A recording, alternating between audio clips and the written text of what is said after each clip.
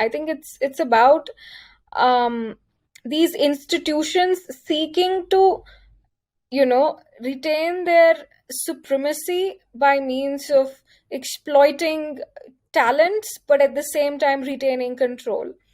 And that in turn leads to such events wherein Indian and Hindu students are welcome as long as they are exceptionally brilliant in contributing, but not welcome the minute they try to take charge and claim stake.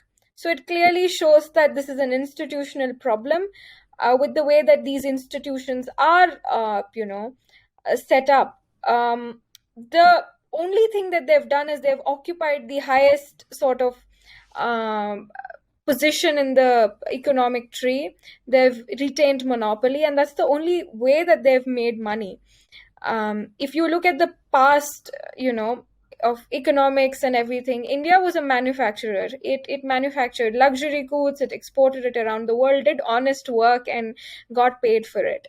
But what the British did was it colonized the world, plundered it of its resources, and then monopolized markets when it went back. Indeed, leaving many countries in a perpetual state of colonization, including India, because all we would do would be making up raw materials and selling them at substandard rates to these countries that would then finish them and then distribute it across. So all they've done is maintain that supremacist position, maintain that hegemony, maintain that monopoly over things, maintain that control in order to prosper. That's been their formula to prosper, and that's been the institutional thought process. Whilst our institutional thought process has been genuine hard work, seva, contribution, and creating an ecosystem where everybody can prosper equally. So when there is a fundamental difference in the way institutions have been propped up by the West and the East,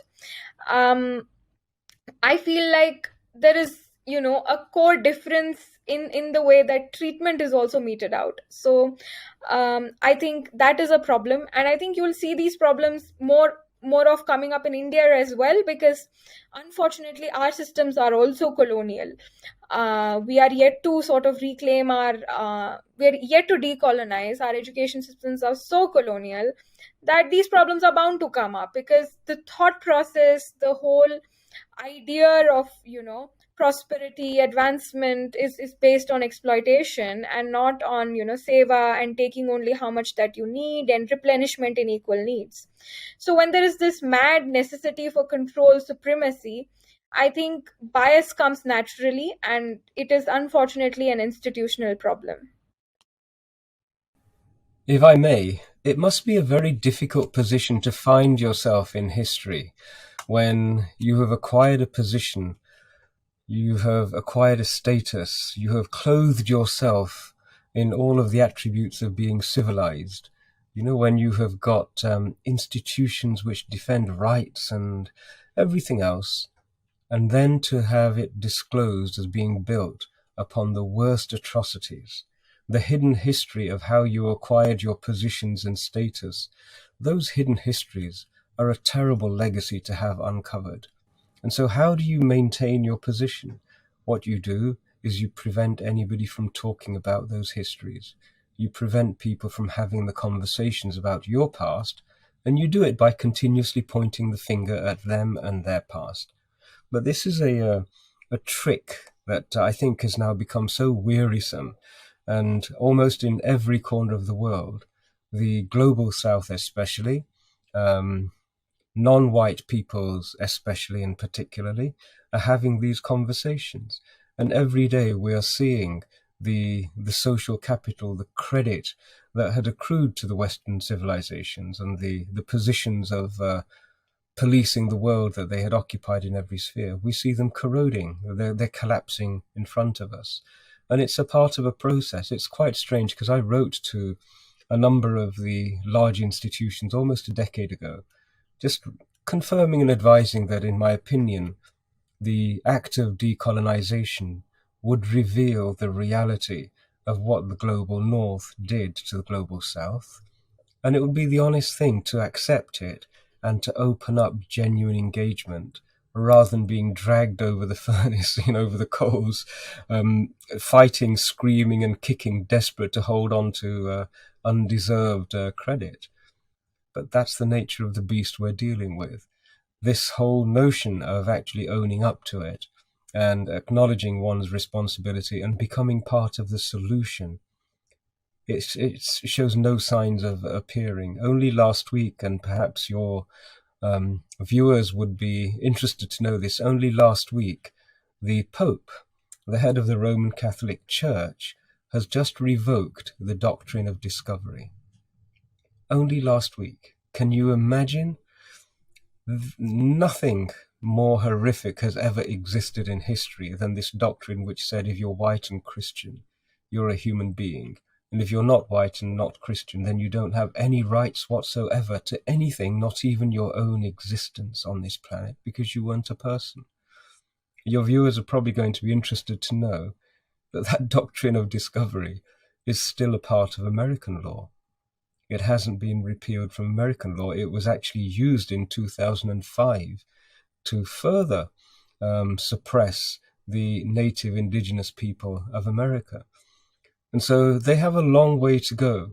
And the only way we take the whole of the world and all of humanity to a position of reconciliation is if we speak at every opportunity when we see these institutions perpetuating their institutionalized hatred and contempt for all things non-white, non-Christian.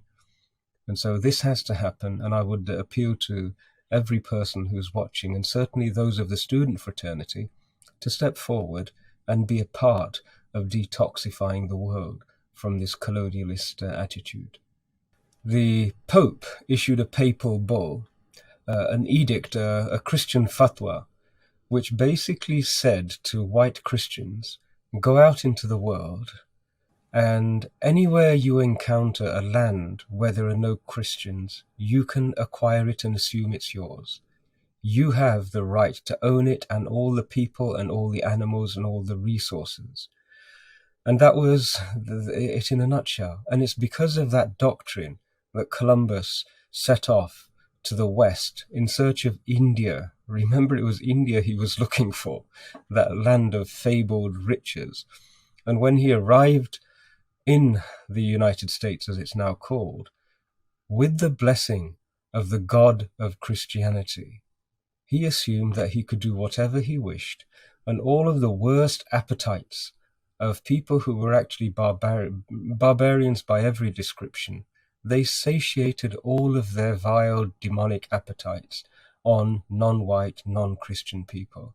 And they were able to do so with the divine blessing of a Christian God. That's what the doctrine of discovery was. Every time you use that word discover, you should mentally also connect it to the doctrine of discovery. You know, we have so many genuine discoveries in the Bharatiya literature. You know, whether it was the understanding of gravity, the distance between the sun and the earth, all of these amazing things, the number zero, etc., etc. When white Christians came to India, they did so with that understanding that they could take whatever they wished and claim it for their own. Only last week, I came across an article whereby a white Christian yoga practitioner had suddenly announced the discovery or the creation of authentic American asanas. Okay, so it's that same desire, isn't it, to rubber stamp everything with your ownership and your title, with no regard to lineage, no regard to the original conceivers, creators of any understanding. And as I've said, it's been in place for several hundred years. It was in the 1500s when this was issued as a papal bull. And it's only now been revoked. And it's largely been revoked because of the demands of the natives of Canada, who disclosed that over 150,000 of their children had been kidnapped under the threat of violence. And they had the worst horrors inflicted upon them imaginable. When the Pope visited, he gave a very mealy-mouthed sort of typical apology, but they said it's not enough. We're not buying this Kool-Aid anymore, as the youngsters say these days. They said, no, we want to see something more tangible. And they demanded revocation of this doctrine of discovery. And it was revoked last week. So there is a lot of work to be done. We mustn't make the mistake, and I think sometimes I feel our Hindu children do this, of assuming that they're playing on a level playing field. They ignore sometimes the drivers and the momentum, which is moving human history forward at this moment in time. There's a huge amount of violence. There's a history which we really need to connect with so that we can make sense of why these things happen. Imagine if Karan at LSE or Rashmiji at Oxford had been fully aware of the real history, the colonialist history of the United Kingdom. If they had been aware that Oxford University was set up originally to train people to go out and rule and dominate, and that's its original perception, their vision of Oxford might have been different. The manner in which they were able to engage might have been different. It may have been more robust. They may have been safer. So there is a very real necessity for every Hindu child, and indeed, I say every person in the Foreign Service, to be taught the real history of the world before they go out into the world with rose-colored spectacles. A bit more preparation is necessary. Education is really, how does one prepare for a life? And for Hindu children to prepare for a successful life in this world, it's vital that the foundation includes an understanding of what has been done to our ancestors, what is being done at this very moment in time, and what these barbaric civilizations, if that's a bit of an oxymoron, isn't it? What these barbaric civilizations are still trying to do. Do not assume for a moment that the energy and the vision which drove the desire to colonize has disappeared. We are the last surviving pagan civilization still connected to its roots. We have very vibrant fibers connecting us to our past and to our past teachers, to our scriptures. Our land carries our history still, and the attempts to destroy those connections are very present. And so it's not stopped. The world is still dominated by quite unpleasant people as far as Hindus are concerned. And we have to make sure that our children are aware of it and ready to engage with it with courage and with optimism. And I've had a conversation with a number of members of the Indian government on this very issue. And, blind optimism is not a foundation upon which to build the education policy of a nation. The analogy I presented to them was an analogy of what happens to the fizzy drinks industry. The fizzy drinks companies from the West came over with the best of intentions. They wanted to invest in India, help build the economy and all of that sort of stuff. And what they actually did was destroy the indigenous industries which had been creating incredible drinks for a long time. And that's what happened. And I'm absolutely confident that the intentions that Harvard, Yale, Oxford and Stanford have in wanting to come to India, those intentions are not honorable. There is no way that a Rutgers should be allowed to lay its established roots in India as long as atrocious complete fabricators of history and people with malicious intent towards the indigenous people of India, such as Audrey Trushke, are still present. The door should be closed to them.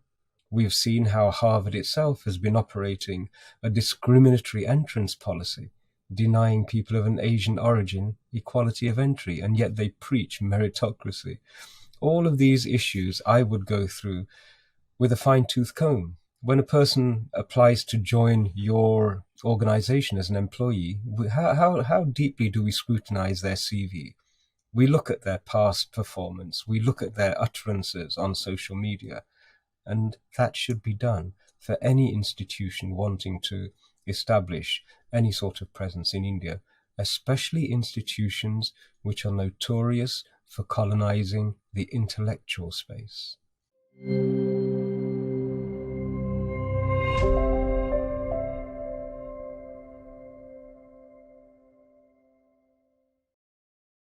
Please remember to subscribe to us and switch on the notifications for this channel.